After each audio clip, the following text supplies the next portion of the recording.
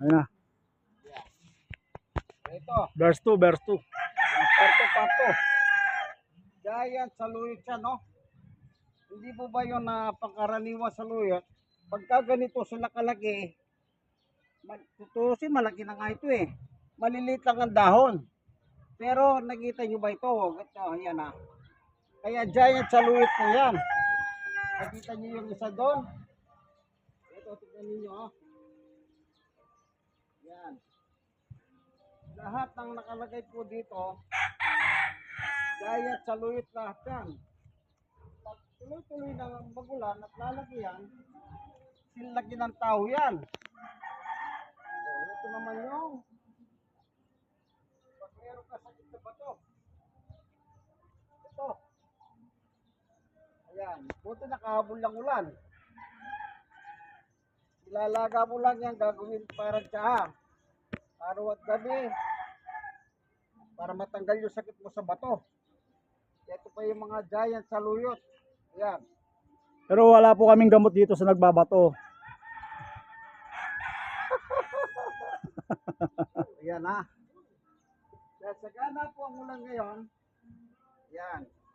Giant saluyot po yan. Dito sa lugar na ito, kapag tumutulo ang ulan, kusa po tumutubo yan. Sadyang maraming giant saluyot dito. O meron pa silang ito. Yung, ano ba ito? Yung nilalaga, parang luya. Yan. Marami yan. Ito, talbos ng kumuti. Ayun, titignan nyo po yung isang giant saluyot na malaki. Baka akala nyo wala. Meron. Titignan nyo natin dito. Yung mga, ayan, sitaw yan. Ang palaya. Ito, hupo. Hupo yan. Kita nyo po yung mga hupo. Kahit sagana sa ulan, yan, ito naman yung mga hokra. Dito po, nakikita natin yung giant saluyot. Baka sabihin nyo walang giant saluyot dito. Tignan nyo po yung ebidensya. Oh. Ganyan na. Pero, tignan nyo naman ang dahon. Kung gaano kalalaki. Ang lulusog, ang sasarap nito. Oh. Yan, giant saluyot po yan. Hindi rin alam ni Tatay Yogos kung saan niya nakuha itong mga ganitong giant saluyot. Basta sinabi niya sa akin nung araw, basta tumubo lang dito. Hindi niya rin alam. Kaya yung mga saluyot sa Pilipinas, yung maliliit lang ng ganon. Then ina-harvest na. Di ba yung mga binebenta sa palengke? Ganyan lang kalaki. Then ina-harvest na. Binubulot pati yung ugat. Bentahan na. Ito eh. Tingnan mo naman ang dahon. Oh. At kasi malaki na sa akin. Isipin nyo po yan, no? Ganyan po dito. Hindi ko alam paano nangyari din yon. Maski yung si Tatay Yogos nagtatanim, hindi niya rin alam kung saan nagmula yung ano niya, ng bini. Kaya nagbini ng gusto yan. Ayan nga, yung pinakita kanina, lahat ng yan, giant saluyot po yan. Hindi saluyot na maliliit lang yan. Giant, yung laki ng tao, mas malaki pa sa tao yan. Yung nauna nito, nung isang taon pala, ang laki nun, akala nyo po ba kung anong taas niyan? Kung nakikita nyo po yun, hanggang doon no, itong atis, yan, ganyan katahas. Ito, tatas pa yan. Kaya, ako, hindi ko alam, ako, ngayon lang ako nakakita dito yan eh. Sa ibang lugar, wala namang ganyan, basta dito lang eh. Hindi rin alam ni Tatay ko saan nagmula yan. Basta sabi niya, tumubo yan. Biyaya ng Diyos, yung palang lupa rito, maganda, nakakapagtubo ng malalaki, kagaya nito. O, kagaya ng mga atis, kung araw, inabot lang kasi ng tagilid yun eh. Pero sa totoo lang, maraming bunga yan. Nung araw, yung mga sa atis na yan, maraming bunga yan. Lalo na ito. Kanya lang, ito.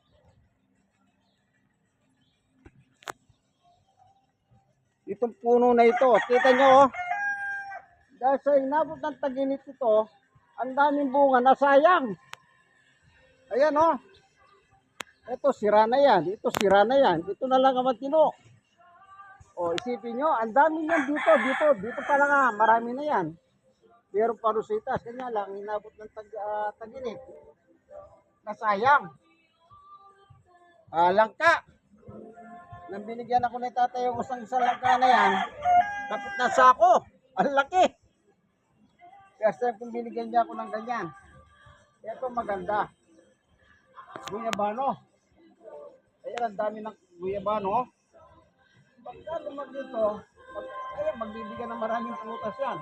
Ang bunga, masarap yan. Yan. Yung dahon niya, nilalaba. Pwede mong gawin sa umaga. Ayan, no? Kaya lang, inabot lang ng taginit talaga ito, kaya nabasot sila. Nabasot. Kung ka naman na yan, inabot din ng taginit. Kanya lang, bago nagtaginit, nagbunga muna yan. At marami naging bunga yan. Kahit na ganyan lang kalit yan. Bago magtaginit, nagbigay ng maraming bunga. Kanya lang, sayang. Tingnan niyo po yung kay Mito. Dati maraming bunga yung kay Mito na yan. Yan, yung nakikita niyo yan. Inabot ng taginit eh, kaya natuyuan. Grabe ang init, ano po. Ito, maraming manok dito. Pantinola. Kung magkaroon ng manok, magtinola na lang kayo ng manok. Ang sabaw-sabaw. Ang bawi. O, kita nyo? Atis. Ito, hindi ko alam kung anong alaman nito eh. Hindi naman ang dito eh. Wala yung bulano na. Ito yun, ang ulan siya. Ulan siya. Ito, hindi ko alam kung anong alaman nito. Dahil nagulano na, lumalaki siya oh. Usually ako, pagkaalam ko sa mga ganito, pag namumulak-ulak para sa mga patay ito. Kasi sa probinsya, meron ko nakikita ganyan eh. Ito ang mga tuwa. At least nakatransfer na sa lupa. Yan. Binibenta ni Tatay yung wasting araw yan at yung nakaplastic. At nga lang inabot ng ano. Walang bumibili. Oh, lalaki na oh. Suwa po yan. Malalaki ang bunga. Ito naman yan. Ito, very balon. Oo, ano po sa ito? Sinabi ko nila. Sandali lang, nakalimutan ko yung pangalan nito. Guyabano. Ito, masarap po ito. Guyabano. Yan. Kaya, sige po, ano, hanggang dito na lamang. Ano, kung gusto niyo po pumasyal dito, pasyalan niyo po sa Barangay 128, Zone 10, District 1, Balot, Tondo, Manila. Dito po sa permanent housing sa Smoky Mountain. Ipagtanong nyo lang po si Tatay Ogos kasi membro po siya ng barangay. Madaling nyo po siyang matuton. Yan kung gusto nyo bumili sa mga tanim dito, sa kanya na lang po itanong kung paano kayo makakabil. Para kung gusto nyo magtanim, walang problema, binibenta naman yan. Nasa inyo lang po yun, ano? Kung paano mo sa itatanim, replanting ninyo sa inyong lugar. Mura lang naman yan. At ang nakikita ninyo, binibenta po, no? Binibenta. So, sige po, hanggang dito na lamang, ano? God bless us all, inyong kaibigan kay Jesus, Brother Armando Bautista. Dito po tayo ngayon sa Paradise Side. Bye-bye!